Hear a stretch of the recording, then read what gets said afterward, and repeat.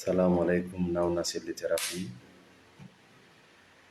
nokku ko wonɗo meɗen salmina on hande le 1er 10e mois 2023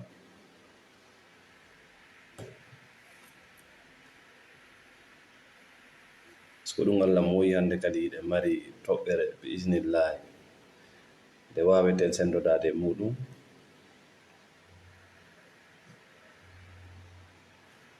no tawa toɓɓe ɗe men suɓani on ɗen hande waɗu feere yaltina ngon miijo e ma miijo hongo wonande ma hiɗa duwa wonde ɓurɗo hiɗa duwa wonde ɓurɗo hiɗa duwa wonde fooɗuɗo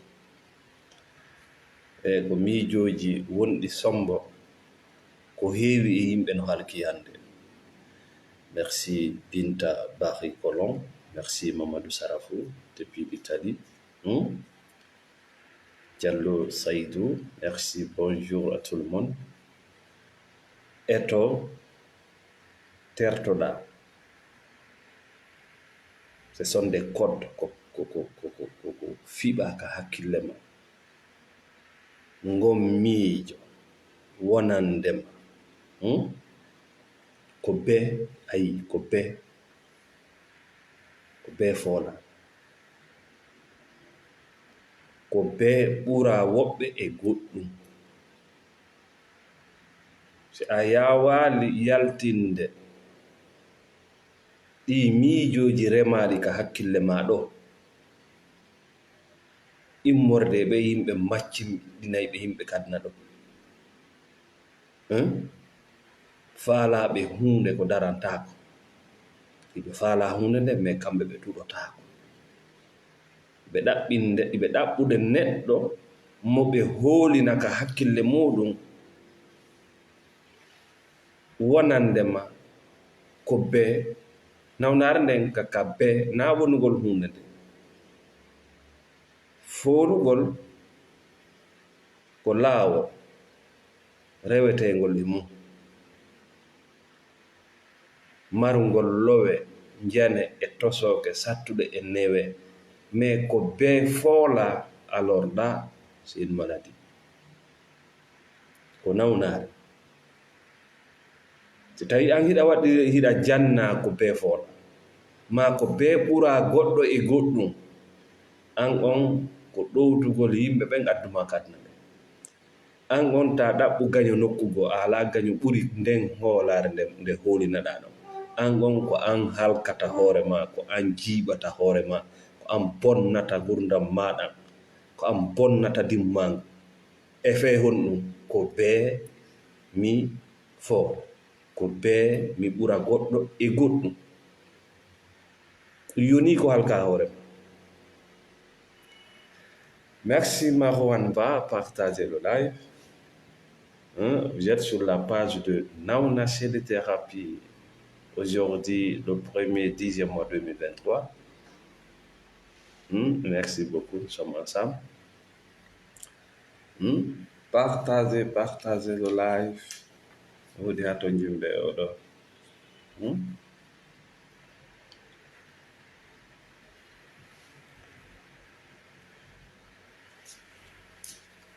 Ger waynondira ka bimbi ɗo e kala miijo won ngoma noddude e ko be foola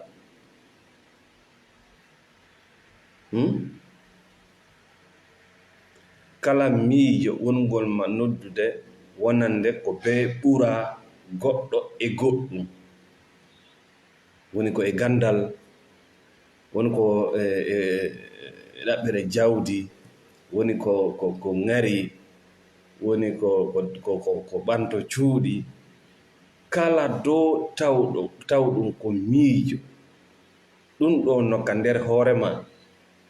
andu ko koddu ɓurɗo hulɓinade ka hoore liɗɗo kodji ɓurɗi hulɓinade wonay ɗi sombo bane adama o yeeba aduna makko o maaya law ma o halko law ma o yeeba waɓutuji makko ɗin kanko tigiri o anda waɓutuji makko ɗin kaka pubel o naɓuɗi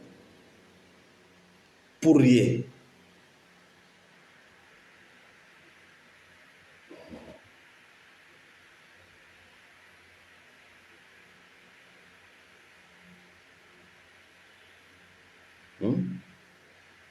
pour rien.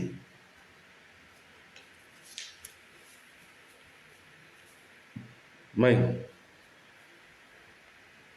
merci Pa Marwan, merci David Parmer, l'infatigable, pour rien. Jonno ngare etten toɓɓere men nden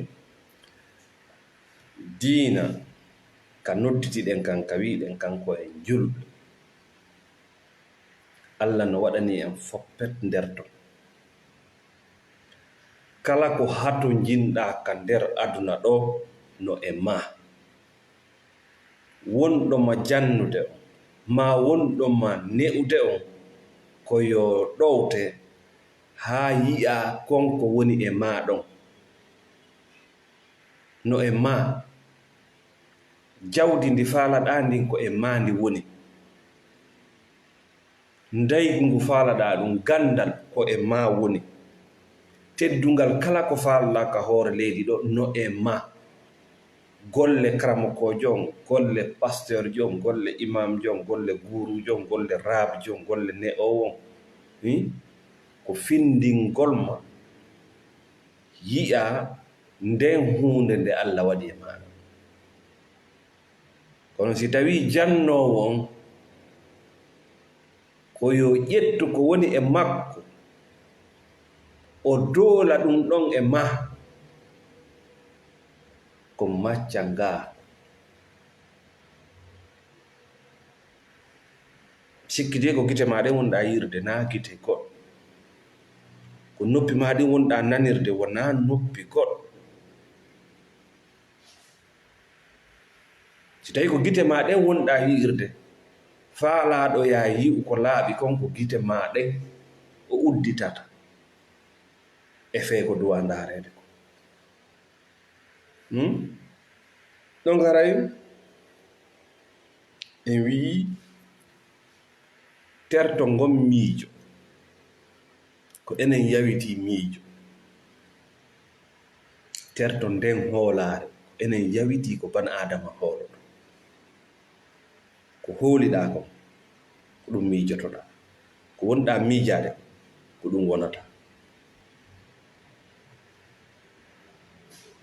ko ɗum hatta yaajuɓe gandal yaawa hoolade hunde ayi ban adama mo yaawi hoolade woni ko yewtere woni ko gandal woni ko finde sa yi tun mo yaawi hoolade ko maande neɗɗo on wona kanko woni yiyande hoore makko wona kanko woni nanande hoore makko bana adama yiyanowo hoore mum nananowo hoore mum no woodi laawi ɗi o rewata si o hoolo ngol laawol wiyete taskagol tadabbur. Merci Halimatou Diallo, merci, partagez le live, mettez des cœurs. Donc aray piiji hooleteeɗi ɗin no tawa ko hoolinaɗa immorde ɓen jiiɓuɓe gurdam maɗa sikkuɗa ko ɓe duwaɗa yanganade wonande makko bee wona foolu donc ko go'o ɗimmun ɗum ko bee ɓura goɗɗo e goɗɗum ɗiɗo ɗiɗi jolokoje ko kod wonande gurdam maɗa ɓay mo yi'ima ka ɗaɓɓere jawdi o anday hiɗa wakkili ka ɗaɓɓere jawdi yeebugol ko duwaka yeebeede fiya heɓu ko tawata wona an jeyi wallahi cellal ma ngal ko an jeyi dimu ma ngun ko an jeyi ɓuttu ma on ko an jeyi kono jawdi ma ndi na an tun jeyi suudu ma ndu na an tun jeyi oto ma on na an tun jeyi seede cellal ma ngal ko an tun jeyi si a waynodiri e cellal ma ngal muusi ndin a sendodota ɗum hay e gooto beleede cellal a sendodota ɗum hay e gooto ko wano noon kadi si soñja mum on ari a sendoɗota ɗum hay kiɗo ma muusi en ndin ko antunje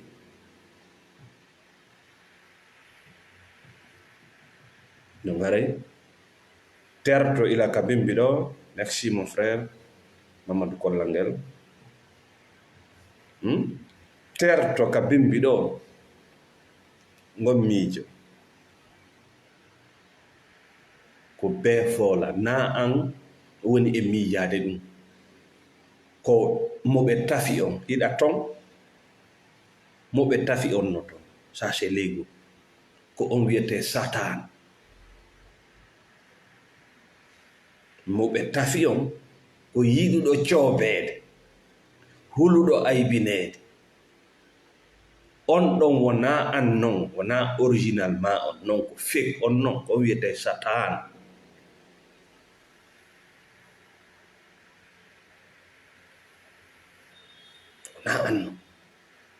wona an non mo wonna on landaki buy fiya woode kadna ɗo mo wonuɗa on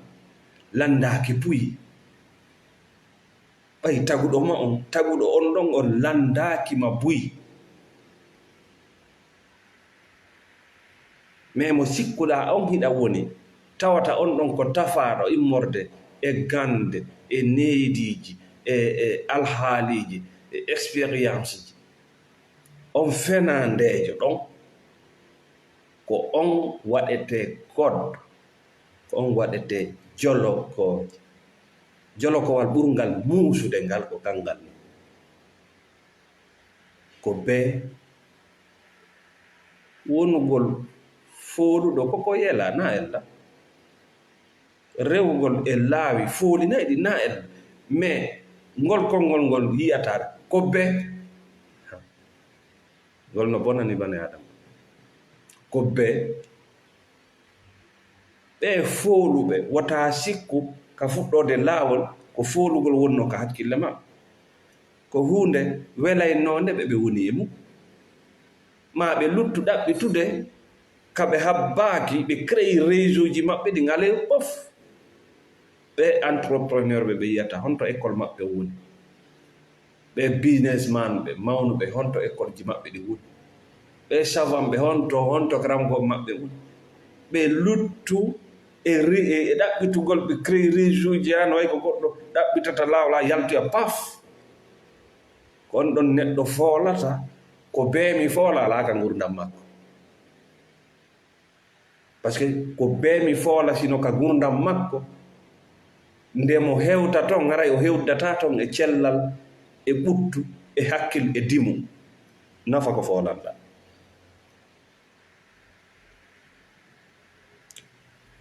ko bee foola si a waynodiraali ɗum ka bibbi ɗo ko bee ɓura kaari jawdi gandal ŋari pawle mawɓeteeɗe si a etaaki ɗen jolokoje ɗe saama mi wondiri Allah taguɗo lam buy e mon artata buy e mon waalota ko e cuuɗi ɗiɗarde buy e mon nafitorta otoje ɗe suuɗi buy e mon nafitorta sonnaɓe ɓe jombi moodiɓe ɓe jombidire mo buy e mon nafitorta ɓiɓɓe mo fiyon ɗum ko bee serti e ma wottuma wontimmakin ƴetta ko bee ñanne yagal no ɗuuɗi ɗon partager le live merci Hafi Bari Amadou Diallo Elage Sow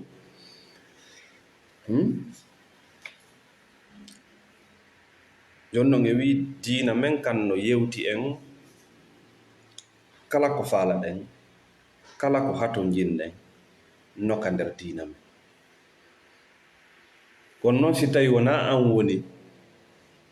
yi'ande hoore ma wona an woni nanande hoore ma andu diina kan ka nafatama an kan nafay noon mo jokkuɗa no waywa politique si tawi wona an woni yi'ande hoore ma wona an woni nanande hoore ma haray politique on nafatama an nafayno mo jokkuɗa no way jawdi si tawi wona an woni yande hoorema réseau wona on nanande hoorema jawdi ndi nafay mo wonɗa gollande o mais ndi nafatama an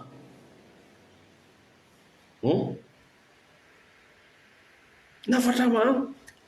Merci Mamadou Kollangel, voici un frère dans la spiritualité. Merci Baguiné depuis l'Allemagne. Nafatama an.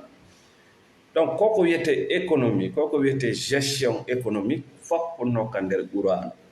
Mais mi wondiri Allah tagdona si bana adama jangi dina kan ha gay ma ha o faami tay ko yo wuuru e jiifa wonɗo arde juula ko yo wuuru e jiifa wiwɗo la ilaha illallah wono makko Allah faɗay mo geɓal diina kan moƴƴere diina kan faamugol diina kan o sikka diina kan ko piigol tiinde tun e leydi si o tigi maayi o loote o surde la o wona julɗo lowɗo e Allah le ko yiɗi ko julɗo tiiɗuɗo kanko yimo tiiɗi ko honno rewirtamo wona lowɗo wona suɓinteɗo wona ɗoweteɗo wona faggeteɗo wona soggeteɗo wona raɗeteɗo no luutodiri si Allah ma on no tiiɗi a wi Allahu akbar himo mawni ko honno an wonirta ndolɓe non ko soit a famalimo a yiyalimo na an woni mo yiwde na an woni nanude ma hara ko Allah fenande wona ɗa rewne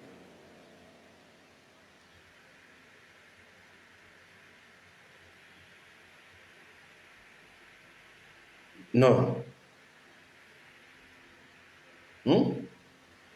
donc ara yewten fiiɗe jawle ko honno wawirta par ce que si a wawi yaltinde ka thérapie ko be hande kadi a fuɗɗoto yiwde ko honno piiji ɗin yehirante ko honno piiji ɗin eɓɓirte ko honno piiji ɗin ƴettirante hara a accali ton cellal ma ngal a accali ton timu ma ngo a accali ton ɓengure ma mi fillito si a yaltini ko be Allah udditante gite maɗen yehirana piiji ɗin waremowo o soppa sa hombo duwa soppede o rema ko sanga hombo duwa remede o ayna o duulo ko sanga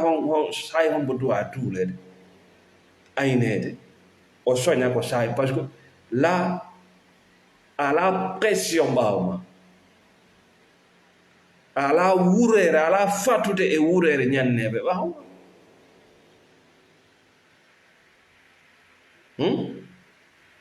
hara hiɗa mari waɓɓutu ka mijitoɗa hiɗa mari waɓɓutu ka wawata eɓɓude si tawi ko wiyete ko be jokka si ko be no jokkuma hara ya gaynani par ce que ko goɗɗum yeɓata fi ya wonu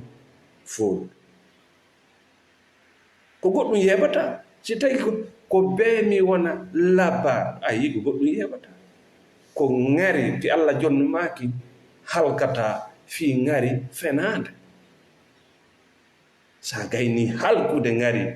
ki Allah jonnumaki immoɗa noon doga ka sakkitode laawol e ɗaɓɓitugol kin kadi ngari e jungo ɓe jogaki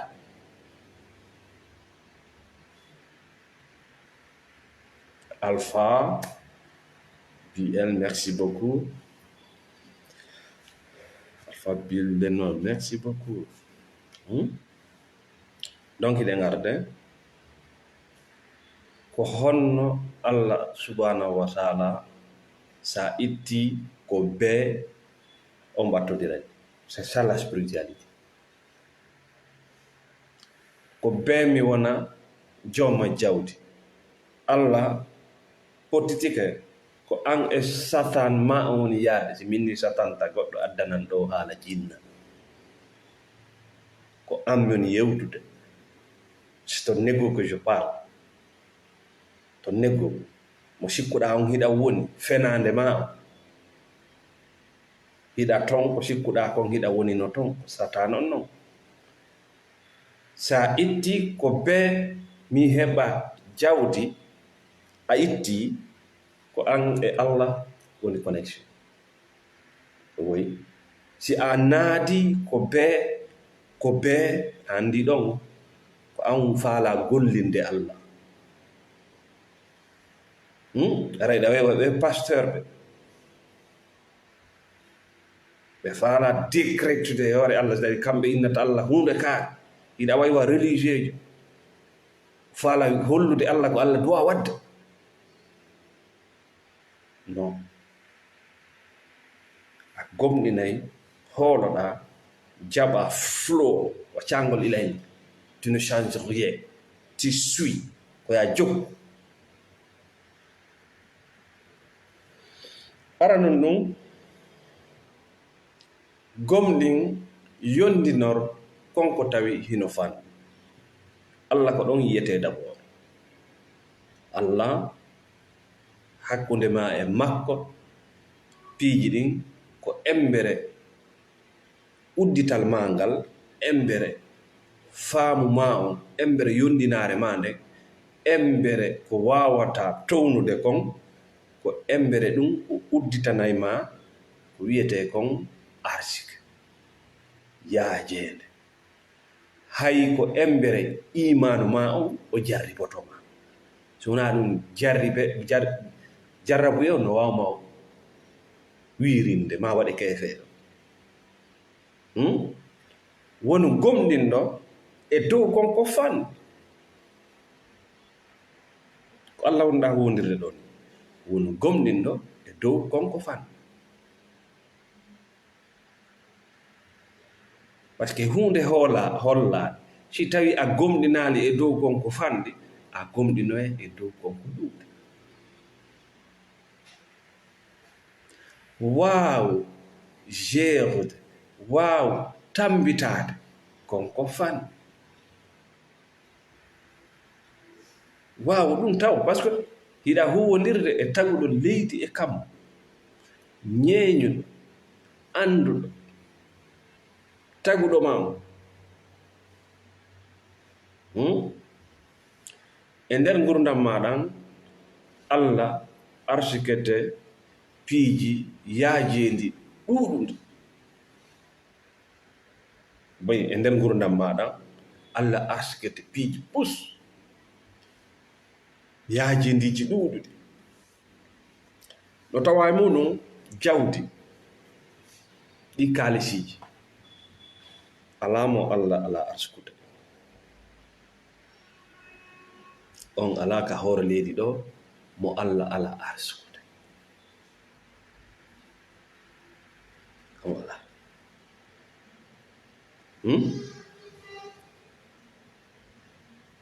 o arsikete kadi immorde e wagutuji time jonne tan o arsikete kadi immorde e piiji alaji matériel ji o arsikete kadi immorde e ñeeñal ɗum ɗo fof ko arsikeji ala mo Allah ala e arsikude c'est ça la spiritualité ko honto yimɓe ɓen serti ko anduɗo Allah o eɓɓay woni o adda embere udditande mande embere waawugol ma dankagol ko attino arde ko ɗum waɗi si wiya ka spiritualité woni gomɗinɗo e dow konko fanɗi adduɗo ko fanɗi on ko jogande konko fanɗi e yettande konko fanɗi addata konko mawɗo kono jogorɗa noon konko attaɗa jonnede no dankorɗa noon no yettirta noon ko ɗum wonata kadi sombo adda ko ɓuri ɗum ɗon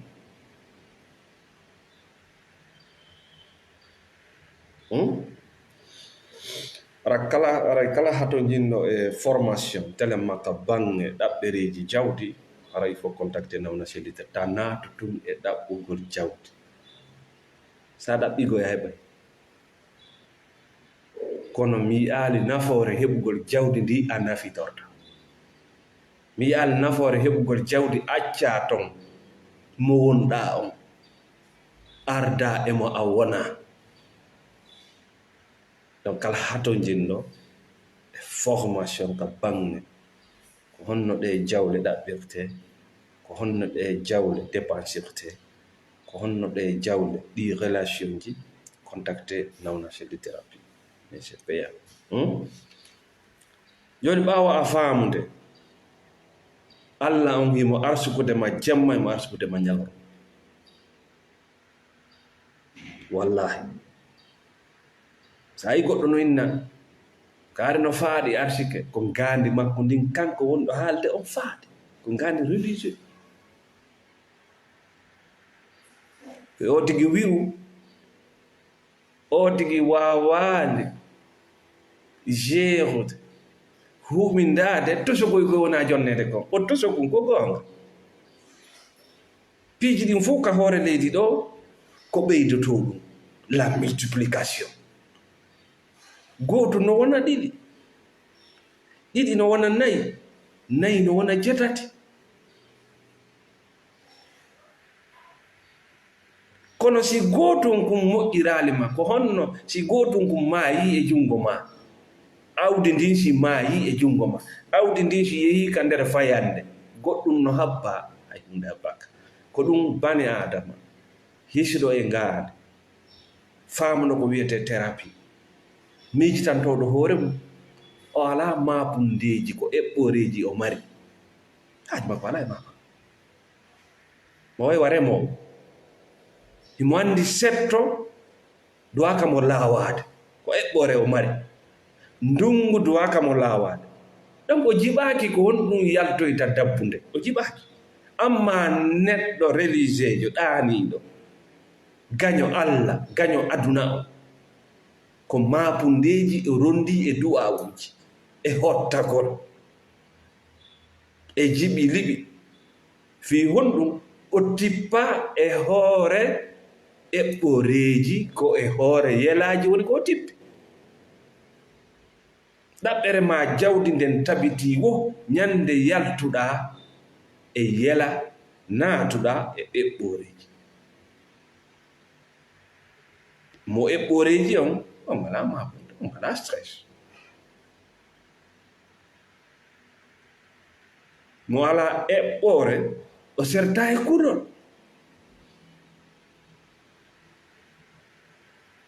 hay goɗɗo no jooɗii ka ngesa mum no huli o hottotoon no jooɗii ka magasin mum no huli ko golle hottagol woni o annda ko joggi no naatude o annda ko naatde woni yaltude kon o annda kono yaltude ko lutti ton kon o annda ko lutti ton eto ko bee ma poɗa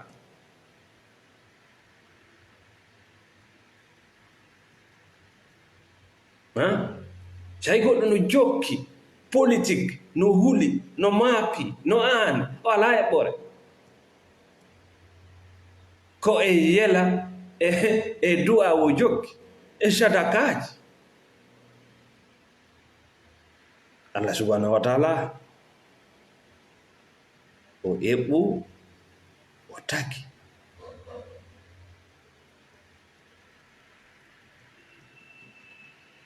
darnowo suudu ɓe eɓɓay woni si ɓe dara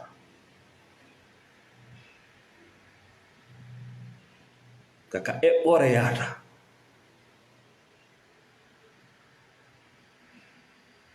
ko ɗum ɗon yaltinayma e kulor e jiɓili konno woni royta na ton yahata ɗon haray nde anndunoɗaa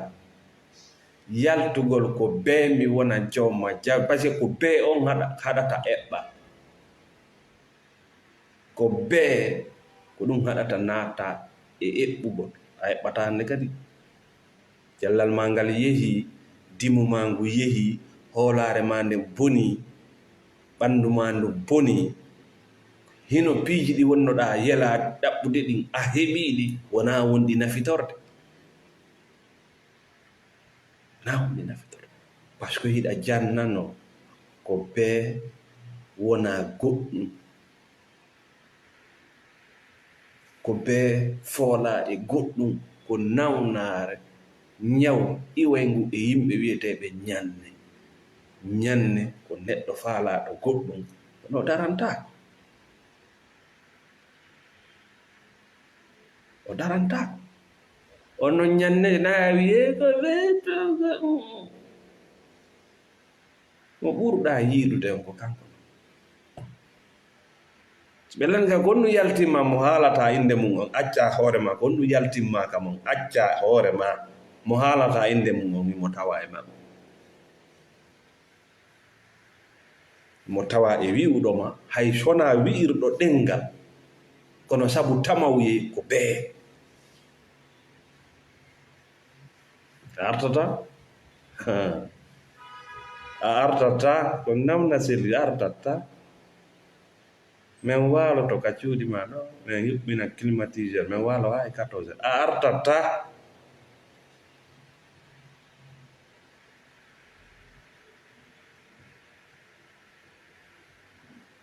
min joni en wi e nder gurdam dumunde mo wurata on wota yejjito ɗum taguɗoma on no fodima o jonnete arsikeji yaajuɗi. si religieux jon wima an a arsikaka oɗa no arsika, an a duwanaka oɗa no duwana, lui c'est un manipulateur, ko huuɗaɗo. min nawna selli ka thérapie mi wi'ima e nder dumunde mo wurata on Allah arsikeji yaajuɗi no tawa e majji fulus kaalisi wari honɗum waɗuɗa ko ko jonnanaɗa. No tawi no fanɗi fanɗa ko hoore ma nden fanɗi fanɗa ɓeɓe wonɗa nande inde mum ɗa andi ko jelɓe fuɗɗori no wota yi piiji ɗin ka yaaji ɗon yiwɗi kadi fuɗɗi ɗon ɗe leyɗele ɗe wonɗa dogude ɓaawo mum ɗa andi honto ɓe fuɗɗi wala ɓe jaɓano kamɓe koko wi'itiɗa no fanɗi kamɓe ɓe haalano kan haala ko ɗum woni gomɗingol ko fanɗi kon. Allah koko fanɗi kon jonna e ma taw ndaara ko honno wondirta e koko fanɗi o anda si tawi inde ma nde windete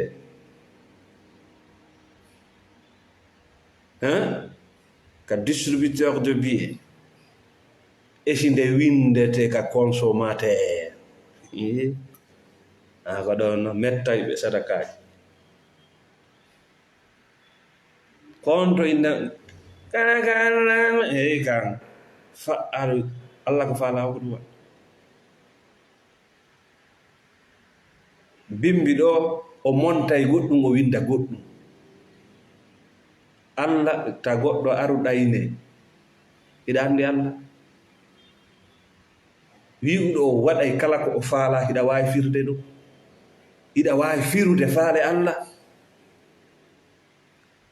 sa yaltale ɓaawo religieux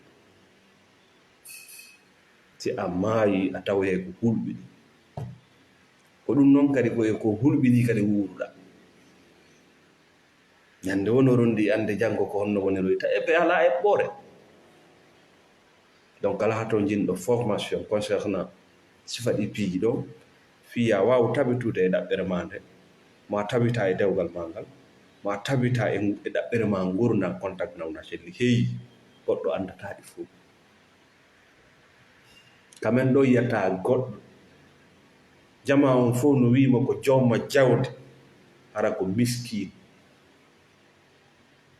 ko weelaɗo ko tampuɗo eɗa andi gonɗum waɗimo ɗum o dogii ɓaawo huunde nde o annda, o nangii ko o annda. So a nangii ko a annda, konko nannguɗaa ɗon ko kañum nannguma, na an nangi de. o kañum nanguma, na an nangi de. Ko nangaaɗo noon, c'est un esclave. Donc may moƴƴere nde Allah arsukumande ko nde fanɗi wo ko nde fanɗi wattan yiila Allah darndotoma woni ko honɗum waɗata koko jonnu maɗa. What are you going to do with that? It's a gift. Koɗo sertuɗe moƴƴere wo ko moƴƴere ko Allah jonnuma. E wi moƴƴereji ɗin jawdi ko moƴƴere, waɓutu ko moƴƴere, ñeeñal ko moƴƴere, ñeeñal ko jawdi. Waɓutu ko jawdi. Goɗɗo heɓama hande o maayi hande gonnumo mari andi waɓutu ko jawdi. Aalaji ko jawdi. Woɓɓe fin taw aalaji tawi mum no mari asset piiji matériel ji ko ɓe yanganaki ɗum fof ko arsiki. Allah ko waɗiri sifa ɗin ɗon piiji ko ndaarugol ko honɗum waɗata konko jonnu maɗa. Bon an ala jawdi ma iɗa mari cella, ala jawdi iɗa mari ñeeñal, ala jawdi. Ɗum fof ko jawdi ko honɗum waɗata konko o jonnu maɗa. Koni Allah gollirta.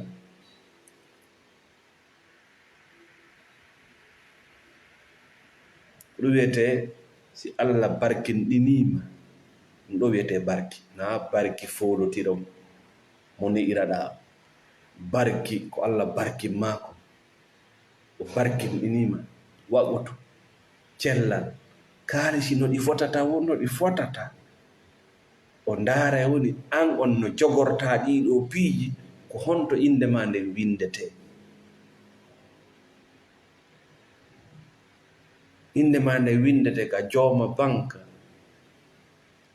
ka inde ma nde winde ka consommateur. Consommateur. Faabela yirminela faabe men maayi men lande ana men gardata. Joni wona an en no yurmi consommateur no hulɓini ñande no hulɓini. So heɓi ɓiɗɗo na giggol koko o ñaama, so heɓi enɗan naamo o yurmodira koko o ñaama.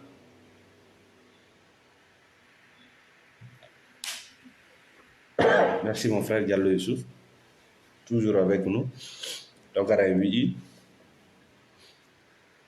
wota yawito seeɗa konko Allah jonnuma ko buyka makko no. Ndaaru mangoy, ene a yino ki mangoy awdi makki o botoro nde a yino ɗum ɓawto duuɓi seeɗa ari ndaara ko mangoje jelwoni yaltude ɗo. A yino foññe, sanga foññe on sankete, ene a yino nde ngabbere. Mi walaaki so a yino abbere nde a yawi ka ɗum ɓendata cowti ɗin, a yii ɗum ko cowti jelu, ko gabbi jel won ɗon. C'est là le secret. A yino nde kabare nde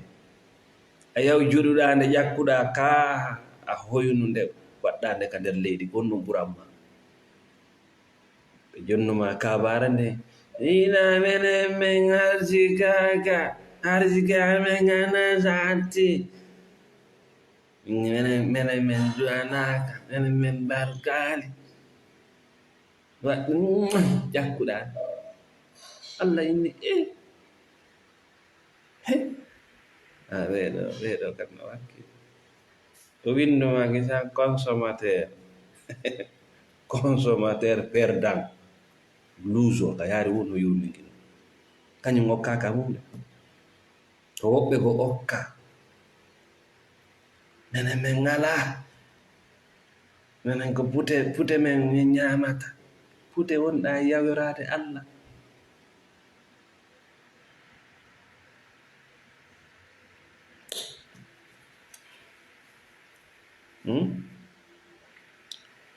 Yettugol Allah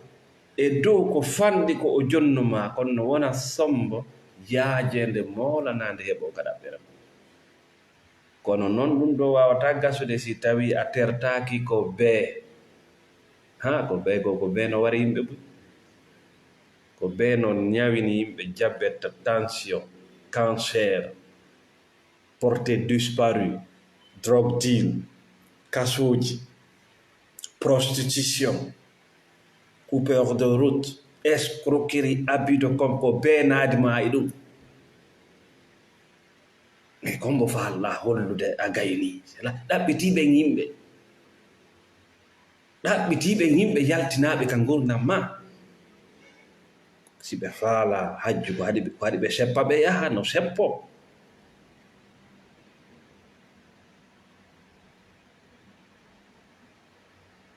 Mo no faala yawde hajju ini mo waawi seppude, a nanaade goɗɗo no seppi e hajju. Mo no faala awto no waawi yawde ñawɗo yoɓira seeɗa seeɗa. Mo no faala suudu no waawi ndu darnude e suudu ko bee étage. Suudu kaka bani adama surro. Kono ko bee no wallini buy e cuuɗi hannde e kasooji e laawi. Ko bee no lanci dewle buy hannde, isolé, homme isolé, femme isolée, des enfants isolés, ko bee.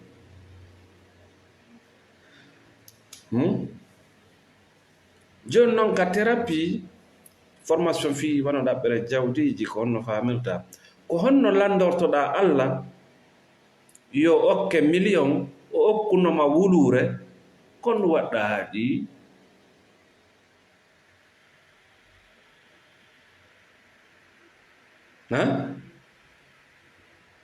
Ko honno lanndortoɗaa Allah okkan milliard okkunoma million kon waɗɗa ɗi. Annda ko wuluure jibinta million, ko million jibinta milliard. Allah ko toon fuɗɗoto, kana ɗum a wonta jooni arnaquere. Ko arnaquere fuɗɗorto dow a wonay 1000, wona millionnaire, wona milliardaire, wona non. Arnaquere ko dow fuɗɗorto. Si o sulmi o woni millionnaire ma milliardaire. O cippo wona millionnaire, o cippo wona kadi fous. Kono ɗaɓɓanta ɗum. Processus naturel de la recherche des richesses no woodi laawi wallinaaɗi kala wiiɗo diwayɗi sabu ko bee a yiyamo to ngannda. Mais ko ɗum haɗi arta anno artino. Anno artino anndu noon o saayi alaa habbaade goy may si tawi a waawataa dankaade wuluure honɗum jonnirteɗaa million ko a dankoytaa.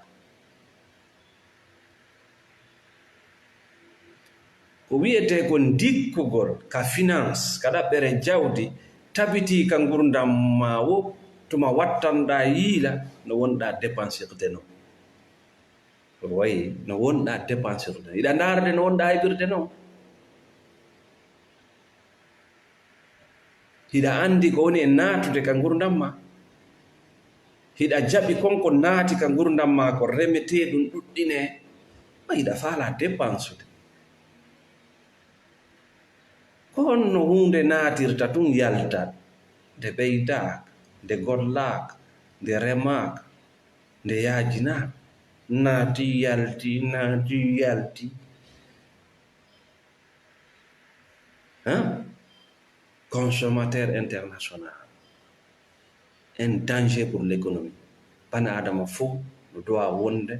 producteur consommateur. Mais si tawi ko a consommateur a produisata ko a danger, ko a masibo wonande aduna o. Masibo moolanaama ko an wiyete ñanne ka gunndo. may si a jangi ma sa a jannama ka thérapie ko honno dankorta ko fanɗi kon ko honno yaajinirta ko fanɗi kon ko honno hiwirta ko fanɗi kon ko honno ko fanɗi kon hisirta e jungo ma ha yaaja haray a fuɗɗike heɓude gandal ɗaɓɓere jawde goɗɗo no heɓa jawde ara o mara jawde o mo andi kanko ti mo andi o mara jawde par ce que himo wawi wa bunɗo wonɗo seppude e sera caangol goto ɗo wama e toni ngahi kay emo jindude ɗon o buf buf o taggi ko o buf ka kaso buf o yehi perdi ɗum naɗa hey Allah dandu en sikkude en gaynira e gayna jawdi ndin ko nder ga wonata eɓɓore mayri on ko ga wonata si wona ɗum a wona e maccuɗo jawdi boyi no sokiɗo e boutique hoy e place uji kamɓe tigi ari soki hoore maɓɓe walla kaso ngo waɗanda hoore ma ɓeydota no ɗon woɓɓe woni no ha nandi e place on c'est à dire sa yi place on a yimo fayda ka yiɗamo yiɗa c'est à dire kanko e place on fof no way ko goɗɗo neɓidata e oto a nanday e oto goɗɗo neɓidata e concol an e concol ngol on baadi mon ndi wona e gootu yalto e ko wowɗa ko ɗum wara e ma banadama ko tagira ko fiyo ɓeydo fiyo ewol e garay noon yewten tum fi jawdi ñaamo huuɗo e fuɗɗo konno maruɗa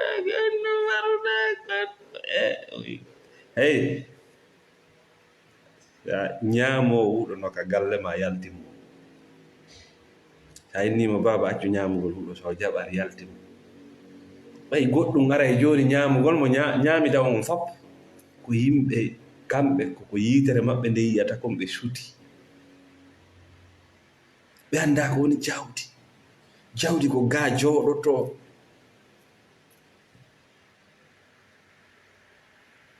la recherche dans la tête ndaaru leyɗele men ɗe ndaaru kanŋe ndaaru boxing ndaaru paraji ndaaru leyɗele ndaaru jawle ndaaru ndiyam ko marɗe mais ndaaru no wurirde ndaaru gurdam men ɗam ndaaru no wonɗen naatirde e leyɗele yimɓe tampuɓe jeejemɓe yoɓe yurmin en mo yalti lagine yehi Libéria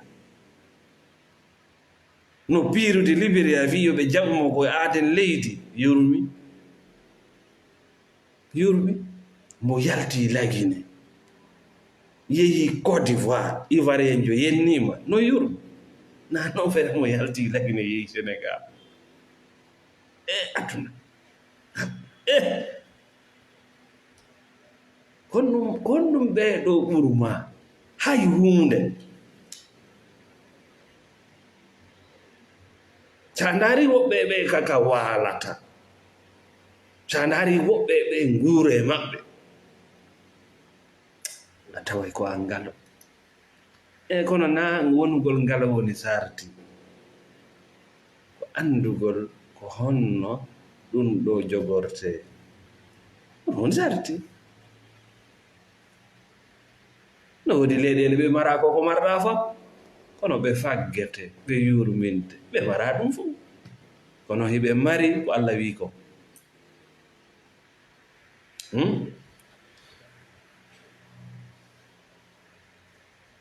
kala to jinɗo e thérapie concernant kaalis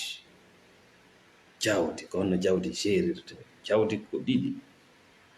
jawdi wuurde e jawdi maayude ko juɗɗa ɗaɓɓude jawdi sa anda ko honɗum woni jawdi wuurde ko jawdi maayude ko an jawdi ndi warata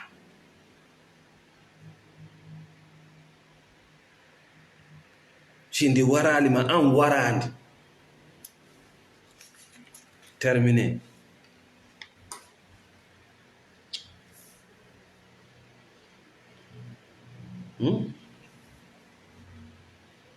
joni no wattan yinan konno faalirteɗa suudu mawndu ndo a dankaaki yo wenkun Allah hokkuma ko mais an Allah on faltodirta ko honno faalirteɗa yaw jooɗoɗa ya razak aɗa in totoni a inni ya razak ko inde makko nodduɗa mais ko honnunga Allah a jooɗi geɗo joni yeeso lanɗo kaño lanɗo ɓe yaltinte joni kabira makko Allah na ko waccamo woni ɗaɓɓude ko honɗum waɗɗa ko jonnuma ko honɗum waɗuɗa ko Allah jonnuma c'est là la question ko an woni torade Allah yo Allah jonne étage ko honɗum waɗɗa yoweru ndu jonnuma ndun suudu huɗo ndu jonnuma ko honɗum waɗnoɗa ndu saabere na hawkudu na saabere waɗnoɗa ndu retoro Allah hokkoral leydi ndin leydi ndi ronuɗa ko honɗum waɗuɗa ndin leydi ndi mama ma acce jungo ma pakkeji mon ndi gonɗum waɗna ɗum ɓe woope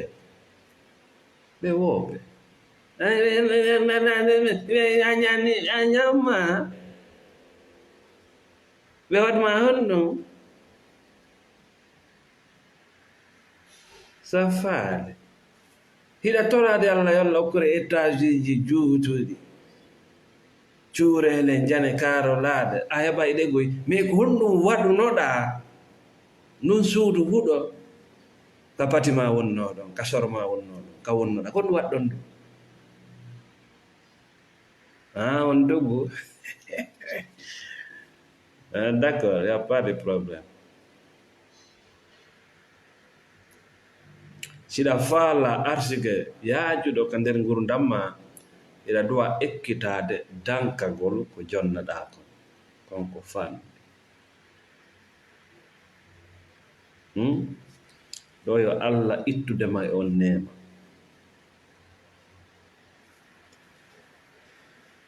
tataɓum noon weltor laawol ngol ƴettuɗa ngol en wi si tawi a jaɓi ka ɗaɓɓere ma jawdi ka ɗaɓɓere ma adna yaltini tan ko beemi foola a naatay ka eɓɓoreji ka planji ka stylji ka systéme ji donc haray ko be ƴetta laawol wonɓe gollude kanŋe ɓe jogii laawol ma wonɓe njulade sooda yeyita no jogii laawol wonɓe moƴƴinde yeyita no jogii laawol an kadi ɗaɓɓitu laawol respecta ngol laawol hande no ga janngono ga faɗɗi janngono to faɗɗiti janngono ga no ŋaañoɗo no fuɗɗoro ga an ɓe ha to jine thérapie ko pute woni e marsude yaari ton ko ndi leydi ton no weli yaari ɓe asude nokke ka an yiɗa ha to jine thérapie hande yiɗa e o maakiti janngo yiɗa e ɗum no piiji ɗin a tabitay mo woni e saara heɓaali jawdi o yaawa iwde ɗon mo jokki maakiti heɓaali mbuuɗi e maakiti on a yaawa mo accitude waadi heel ekkite tabitugol kori na aljanna wonɗa tereji ma on no arde kono o sortike sofi nayo sofu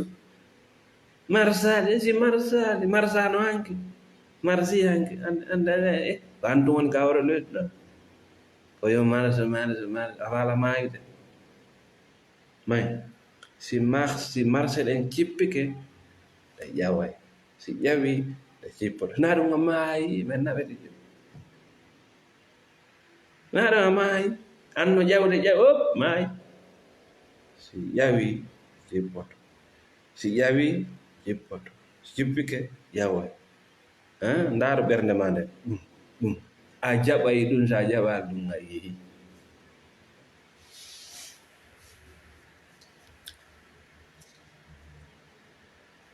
iɗen duwa faamude ko nafoore moolanaane ko arsike moolanaane ko barke moolanaaki immorde Allah subhanahu wa taala tawgol hiɗa okka kaalis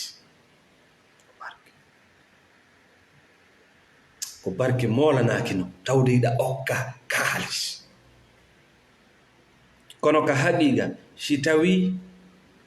moɓugol ma ɗiɗo jawdi hiɗa dépensude ndiɗo jawdi ɓuri ko wonɗa hewde ko ma hiɗa dépensude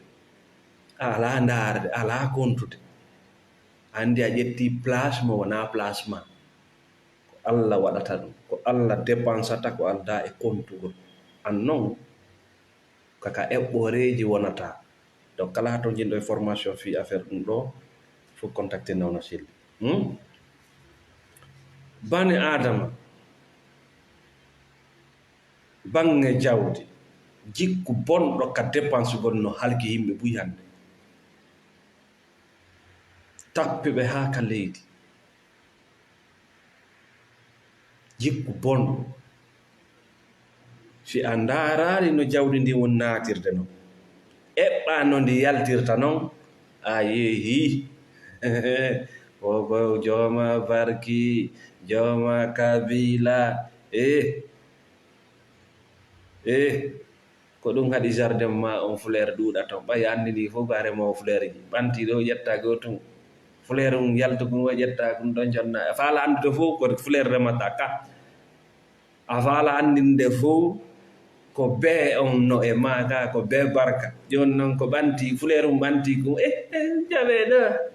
jaltire jippina duwawuji naafi ko ɗum haɗi heɓa jawdi a faala anndinde yimɓe ɓen a heɓi jawdi heɓotako ko ɗum trompema jawdi heɓotako kombo wonmo mari jawdi no kirɗi toma nannaga ɓen na marɓe men ɓe goɗɗo marali ko jeyi an a marimo kanko e ko jeyi goɗɗo no mari jawdi ɗa sukkude o yalta e hoɓon haɓan jawdi ñande wiiɗa heɓi yo ko nde ñande perduɗa ñande o you have to fight ñande wo ko piiɗo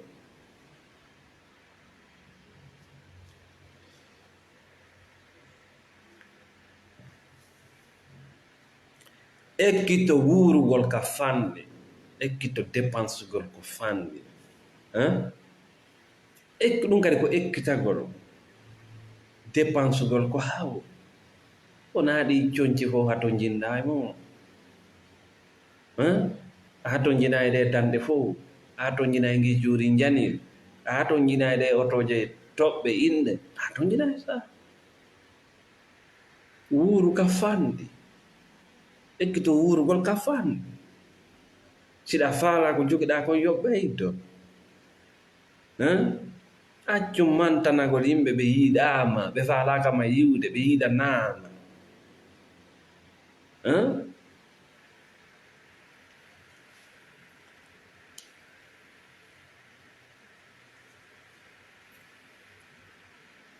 wattan hila dépense ji maɗa si tawi yiɗa heɓude wulure ma hiɗa heɓde guluje 10 si tawi ko wonɗa dépensude kon no ɓuri ko woni naatude kon income ma o ko fayti wonɗa yawde sikki ala haray fayda ko ñamale wonɗa heɓude di jawdi oyi buy kadi no heɓi ɗo ñamale ɓe o ko jawma jawdi j'ai accompagné des gens ça fait pitié hoɗo fof no hoolori ɓe ko ñamale ɓe jogi j'ai accompagné ici dans mon bureau way ñamale ɓe jogi o ko jawdi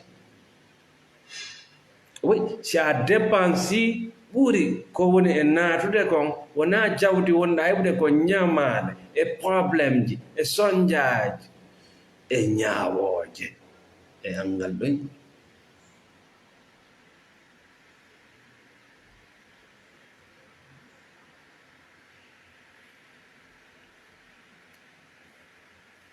sa wattanaali yiila sa wattanaali yiila a dogay juuɗe sa wattanaali yiila a artata sa wattanaali yiila a ittata e ɓenngu ma hannde kadi c'est fini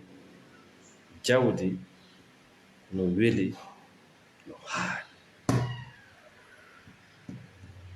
sa tami jawdi gite ma ɗen no ombi ko e toni ngay ka wonɗa yiilaade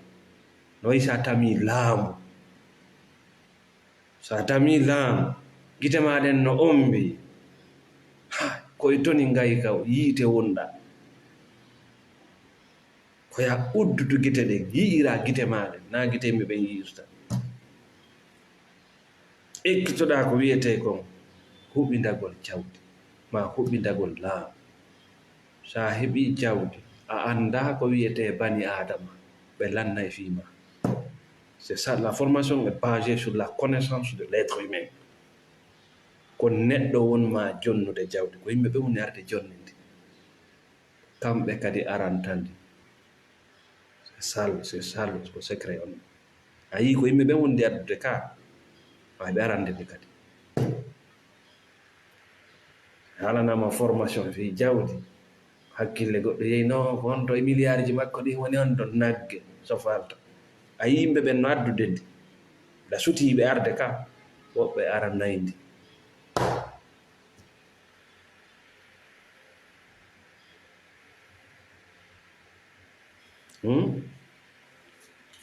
Donc aray ko ɓuri hewde kon ko ñamade woni ko rondiɗa e probléme ji andiji hangal ɗoygol wona jawdi marɗa. Ñande yiwɗa jawma jawdi a tawa a yi jawma jawdi mais jawma probléme ji ɗum na jawma jawdi. Min mi yi jawma jawdi, je les ai vus. Ɓe ñande mi yiwnoɓe mi andi no wayi, lui c'est riche. Mini no jawma jawdi wona banque o ngara no heewi, ko tawata konko o jogii ɗon ko kanko jeyi no nafude sala recherche no serti e hakkille ka thérapie jinnama jawma jawdi tadi ɓerɗum o jogii kon ko kanko jeyi. Wona ɗuɗugol ngol na ko wiyeten ɗo jawma gande dolle defte question réponse na ɗum de.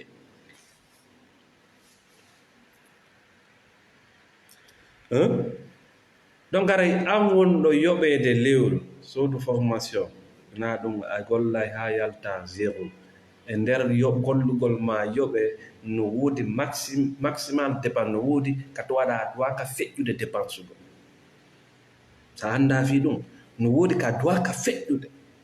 e nder salaire ma a duwa ka feƴƴude ñamugol law ko heddoto ɗon kon no woodi kadi duwa waɗede, no woodi no duwa gollitire. A luttata darade e hoore koyɗe maɗe, a luttata wawde finde dareɗe dogude. Konko luttata konko a memata ɗon sa andali ko honno ɗum ɗon sankirte investment. Mi wondiri Allah to a daray to ñande go arayɗa oywa yawɗo lootagol yaltoy wi koyɗa mari ɓiɓɓe yaltoy ngal ñanne yaagal par ce que a waɗay pression e hoore ɓiɓɓe maɓe. Na ɗum ɓiɗɗo heɓirte ko fagge ko dangama ko hajji. No, you have to do that for yourself. Siɗa faala hajji waɗan hoore ma ɓuttina ɓiɓɓe maɓe ta a holliɓe ɗum ka gite ma ko parce que you as une loose encore à perdre. Tu as perdu ta vie, tu n'as pas pu gérer ce que Dieu t'a doté. Donc aray kalannode yewtere men en wiyay on bana adama tawɗo hino yondinori konko fanɗi mawnay e jungo makko be isinillahi. On bana adama tawɗo hino yeebude konko fanɗi ittete e jungo makko hara o andali wona mettowo. Andu noon konko wonɗa mettude ɓayna an yangani cellal ma ngal yahay, dimu ma ngu yahay, ɓiɓɓe ma ɓen yahay. Tu vas tout perdre. Nawna Selli Thérapie ara meɗen salmina meɗen weltano sponsor ɓe amen ɓen fof nokku o kawon ɗon ka hooreliɗo ɗo goɗɓe tambitade oɗo page volontairement. Meɗen salmina kala wonɓe sodde thérapie ji e junngo amen jogiiɓe nawnaje hakkille, nawnaje miijoji, nawnaje hawlare. Wonɓe sodde thérapie fiyoɓe waaw gérde jawle maɓɓe ɗen, fiyoɓe waaw gérde relation ji wondigal couple ji maɓɓe ɗin landosde no hayfi. Wonɓe sodde lekkele ɓuuri e junngo amen ko ɓuuri wonma ñaamude tuuɗele ɓanndu. Sa yaltinaade ndi tuundi ka nder ɓanndu ma ko juutuɗa ñawndade ko tuundi wonɗa e ɓeydude. Nawna Selli Thérapie.